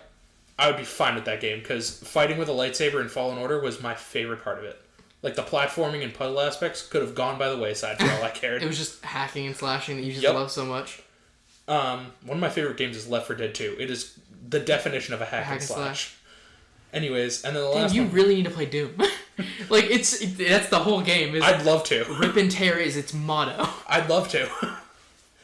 However, I went to play Borderlands, because I got it, like we were talking about, and I realized just how fucking bad my aim on a console is. Is that bad? Oh boy, it's that bad. And I'm playing Borderlands, where it's like... It doesn't really matter that much. You can shoot 3 times and still hit him in the head and you'll be fine. Meanwhile, Doom, it's like, you miss once, you're fucked. Dude, when you get later in Doom, it's like you have to be precision perfect with every movement. I've come to the point in Borderlands where it's like, I'm using shotguns and we're gonna figure this out. Run through. Yeah, that's how you should play Borderlands, by the way. Is just run through, shoot things, collect things. It's just... That's turn your brain off fun, you know? I've come down to shotguns because I can actually hit shit with them every once in a while. It's so much fun. And then Suicide Squad kills the Justice League. I actually feel really hyped for this game. Okay, well, this is the latest run in DC's games are a lot fucking better than their movies. Yeah. Because you had, obviously, the Arkham series has its shrine in video game history. Some of the people that like that game like it a little too much, you know? That game series has its shrine in gaming history, and it's amazing, right? You also have Gotham Knights, which was really good. Also, maybe kind of part of the Arkham series. Yeah. In my opinion, the Batman Telltale games. Great. Chapter 1 and Chapter 2, or Season 1 and Season 2. Great. Batman's pretty great. That's what it sounds like. I mean, they haven't made a lot of other... Injustice, a lot of people like. Injustice is I pretty like good. Injustice. I like Gods Among Us better than Injustice 2, but I like them both. Anyways, this is the latest in the series. And the other thing I like about... Is it part of the Arkham series? I have no clue. But that's the thing I like about video games is, like, if you're trying to do this movie where you get all these characters together, it's way more difficult than, hey, we're getting all these video game characters together. Uh-huh. Also, the other reason I'm hyped for this game, who do you think my top 3 favorite DC villains are? Huh. Harley Quinn? Mm-hmm. I'm trying to think about your personality. Harley Quinn's just a hot clown, and I feel like that appeals to the primal part of your brain. Okay. You're not wrong. I don't know. Deadshot? Yep. And I feel like you like the shark just because it's a shark. I will give the third one to a tie between King Shark and Killer Croc. Just like that animalistic human. Animal big dude, basically, is what it comes down to. King Shark, Harley Quinn, and Deadshot are going to be in this game. So they're some of the main characters. Quite excited. They're going to fight Justice League members, including Superman, The Flash, Green Lantern, Batman, and Wonder Woman. Is there any indication in the trailer... with Wonder Woman as the only apparent member who is not under Brainiac's control. I was literally about to ask you if they announced, like, why the Justice League is acting villainous. That was literally the words about to come out of my mouth. Brainiac's control. Thank you. You're going to have Harley Quinn, Captain Boomerang, Deadshot, and King Shark for covert missions in Metropolis. Only when they arrive, they realize the severity of the situation. Brainiac has invaded Earth and started brainwashing its inhabitants, including Justice League members Superman, The Flash, Green Lantern, and Batman, with Wonder Woman as the only apparent member who is not under Brainiac's control. Unable to depend on any hero for help, it is up to the Suicide Squad to save the world by freeing the Justice League from Brainiac's control and stopping him before he destroys Metropolis and eventually the world. I have to imagine they undo Batman first. Or Superman. Do you think Superman's last because he's going to be yeah. Okay. And I think he's going to do Batman first because he knows how to handle the other ones. Like, they're like, how do we stop Superman? It's like, we need kryptonite. It's like, who has kryptonite? They're like, Batman. Let's get Batman. Like, that's how I imagine the game's going to go. Okay. I could also see it being like, everybody that has a normal brain chemistry is like, we should undo Batman first and Superman last. And Harley Quinn's like, what? I can't hear you. I'm going to get Superman.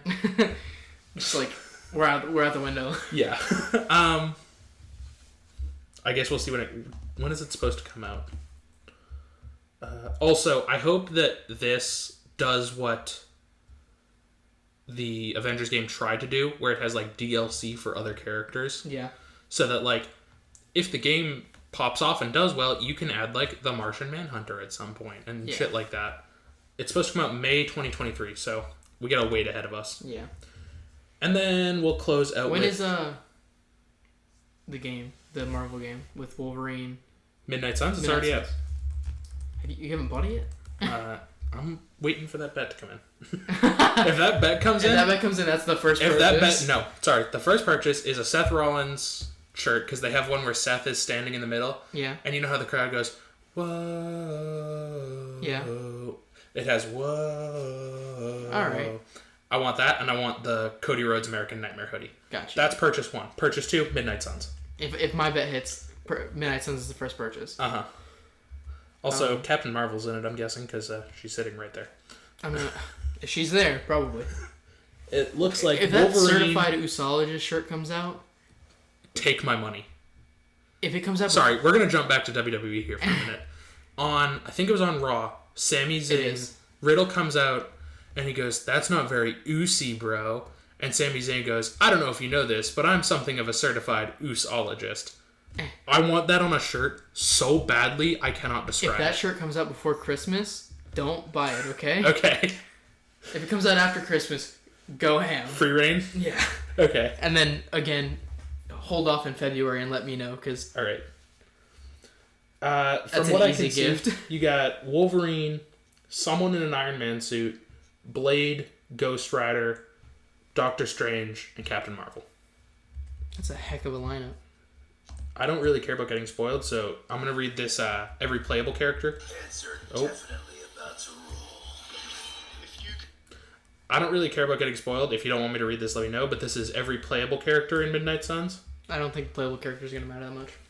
Okay. I think the fun, like the crazy ones are going to come in the game. It's actually a video, so I got to kind of watch it Alright. halfway. We'll be back in a second. A new character, the Hunter, with a squad of comic book legends. The game draws on a darker, more mystical Marvel comic book storyline, with heroes taking on the demonic entity Lilith, who's been raised from the dead by Hydra. Before you squad up and embark on your first mission, it's worth getting to know your allies. After all, the fate of the world is at stake. Be every playable character in Marvel's Midnight Suns. The Hunter has been resurrected. Okay, the Hunter is your character. That's whoever. To take on Lilith, who happens to be their mother. After selecting their physical appearance, you carve out the specifics of their combat style by building a deck-based attack, skill, and heroic ability system. This spans 3 branches: power, attacking and defensive moves; light, Skill trees? healing and buffing moves; and Skill trees? dark, hugely powerful moves that come How do you feel about skill trees? and crucially, the Depends on how well they're executed. influenced by the Hunter's interaction with other Like, I don't God like of War Assassin's skill tree. Yes. I don't like Assassin's Creed Odysseys, where it's like, these do minimal things, and you can only have 4 of these, by the way. I like Borderlands skill trees as well. I haven't gotten quite that far, because, as previously mentioned, my aim sucks. You buy 2? Do you buy 2? Yeah. Where are you at? I haven't started 2 yet. I started 3, realized my aim sucks, and haven't gotten that far yet. Oh, okay, gotcha. That was definitely every playable character, so hold on. Reclaiming enemy HP. His attack focus means that Blade It's just Hunter. You don't get to play as anybody else. Nope. Okay. Okay, it looks like you have the Hunter, who is the new your character. Okay. I think that's Blade, Black Bolt, Captain Marvel, Doctor Strange, and Iron Man. I'm not sure if it's Iron Man. But an iron An person. Iron. It's red and gold, so I would assume it's Iron Man, but I don't know if An it's like Iron Tony Man. Stark or if it's like Rhodey in the suit, whatever. A Spider-Man, and then 2 characters who I can't quite make out who they are. Hopefully Wolverine and Ghost Rider. Ghost Rider's on here. Okay. Sorry, I don't know if I mentioned that. Oh, also Captain Marvel and Doctor Strange. And then 2 characters, they're both women. I can't quite make out who they are from this like profile. I don't see Wolverine on here, but I have to assume he's playable in the game. Especially because he's one of the biggest characters they have. And he's one of the 5 like on the box art. Yeah. Wait, so you remember when the trailer dropped? It was like Wolverine sitting at the bar and his claws come out. Yes. Is that this game? Yes. If that's the trailer for this game and he's not a playable character, whoever made this game, I'm burning down the building. I could see it being like a thing where it's like he's like the guide. So he's like an AI that fights with you. But still, he's Wolverine. Like, I agree with you, Like, who- but I'm playing devil's advocate here. and also this game, we already established the game is rated T. And if I'm getting a Wolverine game, I want it rated M. Is it rated T? I think we talked about this last week. It is rated T. So, I guess if you're not giving me Wolverine, I can... You're gonna give me Ghost Rider in a rated T game though? Listen, bro, I need a rated M game where I'm Wolverine, Ghost Rider, or the Punisher, and I just go through. Okay. And then let's close out with Game of the Year. I am going to go through all of them. Some of them we'll talk about. Some of them we'll just touch on. I mean, I feel like we can recap all of the things that would add up to Game of the Year and then Game of the Year. Okay. You want to go through all of them that would add up to Game of the Year? Yeah, and then... Best Game Direction went to Elden Ring. Okay. I mean, did you play Elden Ring? I watched it and didn't play it. Okay. As far as I know, it was a really good game. I might play it now that it won. It also had Skyrim on its side. Yeah. I mean, that's always a good push whenever you want to win an award. Uh-huh. Best Narrative went to God of War Ragnarok. Hard fucking agree. I still haven't... I'm still unspoiled for this game. Okay. Hard agree. It definitely should have won. If it wasn't going to Have win... you watched the end now? Yes. Is it a good ending? As far as I'm concerned, yes. Okay, I'm gonna ask this question. I need you to be as vague as possible. Uh-huh. Is it set up for another game? Yes. Not the same way that God of War 1 does. God of War makes it like, hey, there's another thing coming, like, period. Yeah. God of War is like, Thor just showed up at your doorstep. Get ready for 2022, 2021, Right. whenever this is what's gonna happen. I'm gonna face away from you, because I don't want to see your reaction to what I'm about to say. Okay. So in God of War 1, the game ends, and you see the portrait of Atreus killing Kratos. Mm-hmm. So I could see it to where Kratos dies at the end of this Okay, hold on. So you're talking about like the end of God of War 1. 2018. Not the post-credits where Thor shows up. No, I'm talking about like when you're going through Jotunheim. Yep, okay. You see the mural. Just making sure, okay. You see the mural of Atreus holding Kratos' dead body. Mm-hmm. And it makes it look like Atreus is going to kill him. Mm-hmm. I can very well see how they would end this game where Kratos dies, and it becomes Atreus' story. Mm-hmm. Okay? Mm-hmm. All right. Okay. That's what I think might happen. Anyways, best narrative was won by God of War Ragnarok. Okay. Best art direction was won by Elden Ring. Okay. I think Horizon Forbidden West should have got this. That's their main point. Is like Horizon's meant to like look beautiful, and it takes some skill to mix robots with dinosaurs. And they execute it pretty well. Best score and music went to Ragnarok. I haven't really listened to any of the music from Elden Ring or any of these other nominees, but God of War had some dope ass music. That's the thing I love about God of War's music is it just feels like it's there all the time, but it's never overbearing to the point where you're like, there's music ruining my immersion. Mm-hmm. It's there and it feels perfect. Best audio design also went to Ragnarok, which I found a little surprising because I would have thought that would have gone to either Gran Turismo 7 or Modern Warfare 2. I would think so too, but because like those are two games where like the sound design is very not necessarily important. the score and music, but the sound design. Like when you're revving up your engine, you want it to sound like as same thing with as like possible. firing a gun. Yeah, you want it to be correct. Best performance went to Christopher Judge for Ragnarok. That's Kratos. Yeah, I'm aware. Okay, just making sure. Also, Sonny Seljuk was nominated. I assume that's Atreus? Yes. So, I think they might have both review. went up for the thing, too. Or it would make sense if they did. I remember seeing the clip. Yeah. And it's like, they both stand up. I don't know if they both go on stage together. But they both stand up and hug and whatever. It would have been great if he had got up on the mic and been like, I'm a fucking God of War. Games for Impact, As Dusk Falls won. I don't know any of these games, so cool. Games for Impact, I think is like which one it helps social progression movements. I understand the category, I just don't know any of the games, so I can't really comment. Yeah. Best ongoing, Final Fantasy 14 won. You know what would have been at the bottom of my list for what was going to win this? Final Fantasy 14? Uh-huh. This is what happened. We talked about this. It's all the Final Fantasy nerds came out in force and just overwhelmed the other votes. Yeah. I would have thought it would have been Fortnite by a mile, if not Apex. Agree. And if I thought people were going to come out in droves, I would have guessed Genshin. Yeah. Basically, Final Fantasy was not on my radar. Bottom of my list. Best indie went to Stray. I'm very happy about that. That makes sense. That game blew up. I fucking love that game. Best mobile game went to Marvel Snap, which makes sense. Yeah. Have you played? I have. It's fun until it's not. It gets very old very quickly. Oh, a game that I want you to see if you like. It's called WWE Supercard. Okay. Anyways, best community support also went to Final Fantasy, which makes sense if they won best ongoing. Best ongoing game? Uh-huh. Innovation in accessibility went to God of War Ragnarok. I'm assuming that means like mechanics and like built like how the I think game it means runs. like like if you go into accessibility settings, you got like colorblind options and subtitles, stuff like that. Yeah. In adding features like that. Got you. Best VR AR went to Moss Book 2. No idea what that is. Actually, the only game that I even know what it is on this list was Among Us VR. What's the best VR game you think you've ever played? Okay.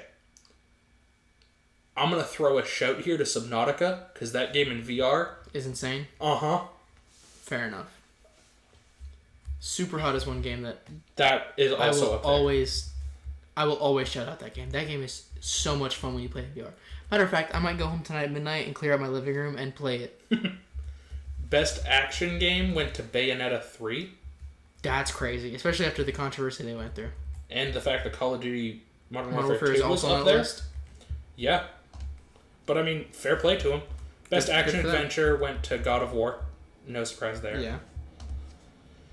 Best role playing went to Elden Ring. Once again, no surprise sense. there. Best fighting went to Multiverses. Considering the other options, no surprise there. Did you ever play Multiverses? No.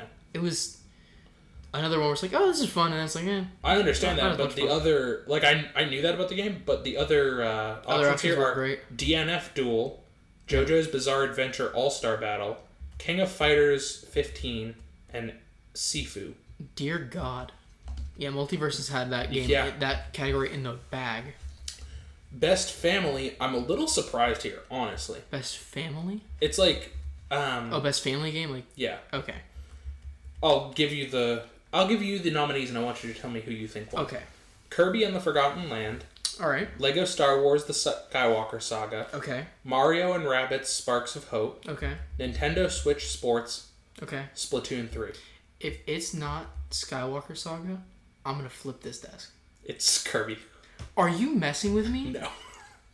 I would have thought number 1 would have been Skywalker Saga. Number 2 would have been Splatoon 3. Listen, Lego Star Wars deserves every award that it can get. Yep. And there's no way Kirby should have beat it. You know But what it that did. is? Do you know what that is? That's a bunch of people getting butthurt over the last 3 movies sucking and taking it out on these Lego video games. And it angers me so much because those games Speaking of movies sucking, movie video games. best sim/strategy. Oh. Apparently one of the things up for nomination was Dune Spice Wars. Dune Spice Wars? They didn't win, right? No. Okay. Mario and Rabbids Sparks of Hope won that. Did you know that was even a game until this happened? Nope. Neither did I. Cool. I also don't know any of the other games on this list, other than Victoria 3 I know is a thing. You see, sometimes I feel like we're nerds and we know a lot about video games, and then this kind of thing rolls around. I'm like, I haven't even heard of most of these things, and I don't know if that's us not being nerds enough, or if that's just like these games blow and we shouldn't even. This is surprising to me. Best sports/racing went to Gran Turismo 7. Against who? NBA 2K23 and FIFA 23 are the big names there. I mean, I would give it to Gran Turismo just because it's not a standard sport game they release every year. I agree, but also like Soccer people come out in droves, and so do basketball people. There are a lot of people who like live and die by the 2K. That is crazy. Like, there's that whole collective of people who only play games if it's a sports game. Mm-hmm. And they play, like, hardcore. Best multiplayer went to Splatoon 3, which, fuck me, apparently. Wow. What do we think that was going to win? Either Call of Duty Modern Warfare 2 or Overwatch 2. And it was a Splatoon 3? Yep. What kind of cult following does this game have? Nintendo. Yeah. We You know talked about Content Creator of the Year. Ludwig deserved it, won it. He's amazing. Agreed. Best debut indie went to Stray, which I mean makes sense for one best because indie. they won indie. Best adaptation went to Arcane League of Legends. Sure. That makes sense. I'm gonna be honest with you. That makes a lot of sense considering like the following League has. Yeah. I would have hoped Sonic the Hedgehog 2 or Uncharted, But League people. yeah, League has a big following. Most anticipated game, no surprise, went to Legend of Zelda: Tears of the Kingdom. Yeah. Best esports game went to Valorant. Good. That's what we... I think that's what we both agreed good. on. Didn't expect Didn't it. think that was going to happen, but cool. Best esports athlete went to Jacob Ye Whitaker, who plays Valorant for Cloud9. Cool. Good for him. Proud of him. Best esports team went to Loud for Valorant. Good for them. Proud of them. Best esports coach went to the coach of Loud.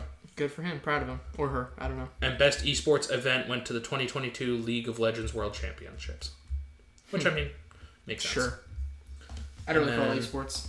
Based off of what you have heard, do you know what game won? What I game know what game won, and I know what game should have won, and it's not the same game. No. In my opinion. Especially based off the rest of these awards. Based on the awards solely.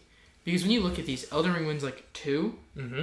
God of War wins like 4 or 5. Mm-hmm. And then Elden Ring wins Game of the Year. Which I think is what I am going to dub now and forever the Skyrim effect. Yeah, you get a cult classic game that everybody's been loving for 15 years, Yeah. and then put a game with the same title. Mm-hmm. You get the win. Yeah.